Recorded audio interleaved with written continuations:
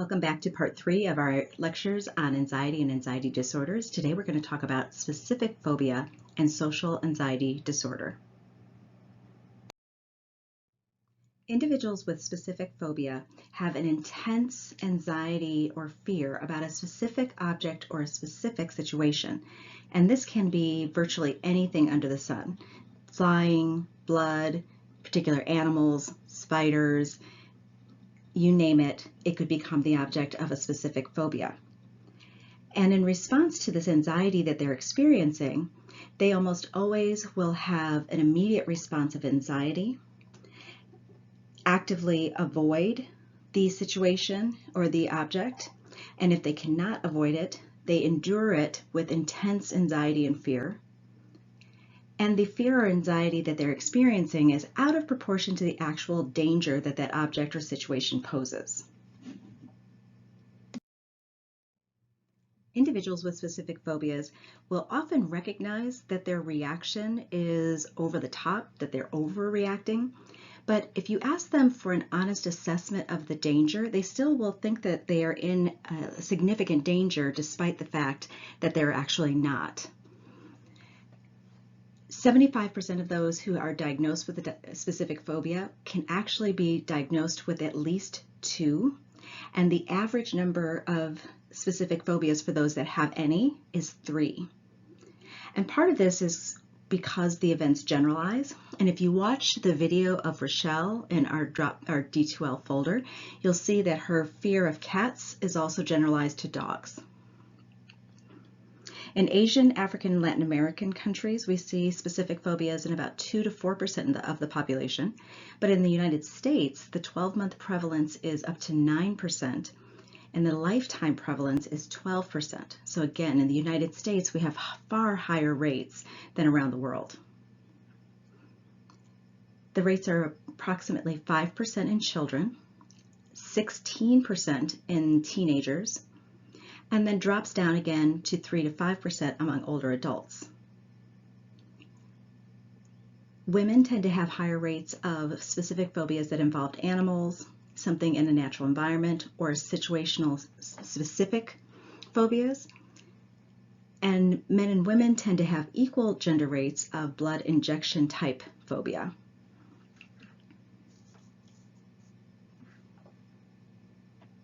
Most of the cases that start prior to age 10, or most cases start prior to age 10, and the median age of onset is between 7 and 11 years old.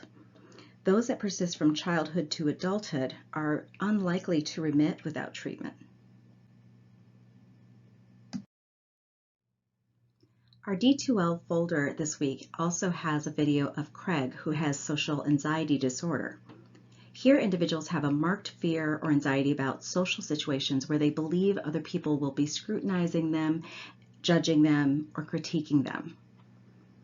Here, their social interactions, being observed, or performing in front of others creates a terrifying anxiety response because they're fearing that they're going to be evaluated negatively.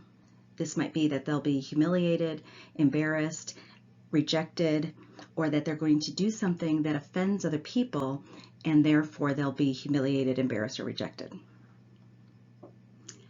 And you specify those who have a performance-only social anxiety disorder, meaning they fear speaking or performing in public, but they don't have any fear and they don't avoid non-performance social situations. So this could be somebody who is perfectly fine to go into a new group of people. It doesn't bother them and they can do anything, but if they had to be on stage talking to that same group of people, it would be extremely upsetting. And then those who are not performance only, even going into that setting with new people and having to talk or speak to them would be extremely upsetting. And when we're talking about children, we want to also ensure that we're seeing these behaviors not only with adults, but also with other children. So they have to do these behaviors whether there's adults around or not, because children may have some anxiety around adults naturally.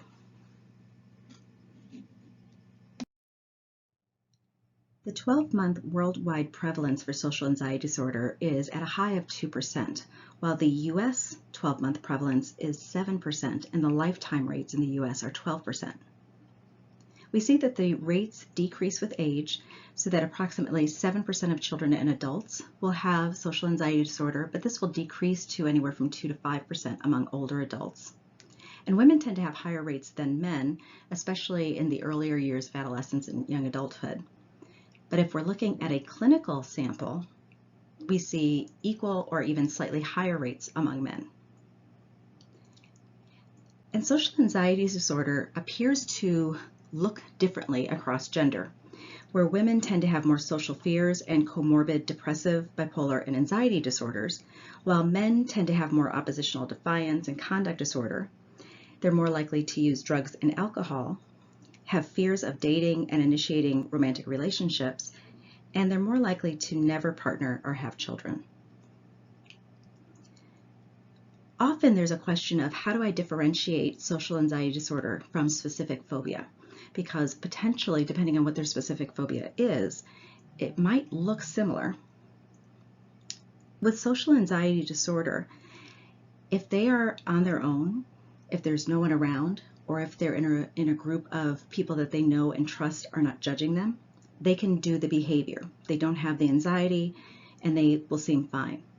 It's only when you introduce the scrutiny from others that suddenly the anxiety develops.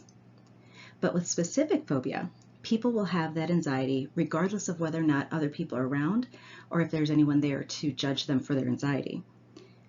Going back to our spider example, if somebody has a specific phobia of spiders, it doesn't matter if they're on their own, they're going to have a panic response to the spider.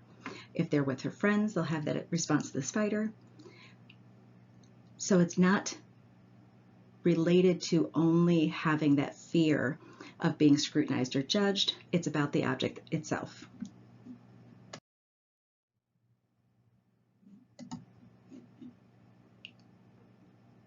This slide shows some of the problems reported by those with social anxiety disorder.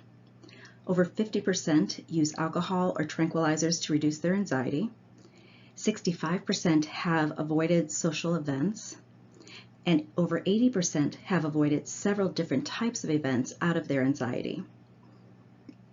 It's also associated with adult children living at home longer. Men with social anxiety disorder often marry later and have families much later in life, if at all. And women are much more likely to choose to be a homemaker rather than have to work outside of the house because of their anxiety. And despite the suffering, only 50% will ever seek treatment. And often they will suffer for 50 to 20 years before they ever seek treatment. To me, a piece of what's likely happening with social anxiety disorder is that it's very shame-based. And when we experience shame, it feels like a permanent characteristic of oneself rather than being something that could be altered through treatment. And that's part of why individuals wait so long before they seek help.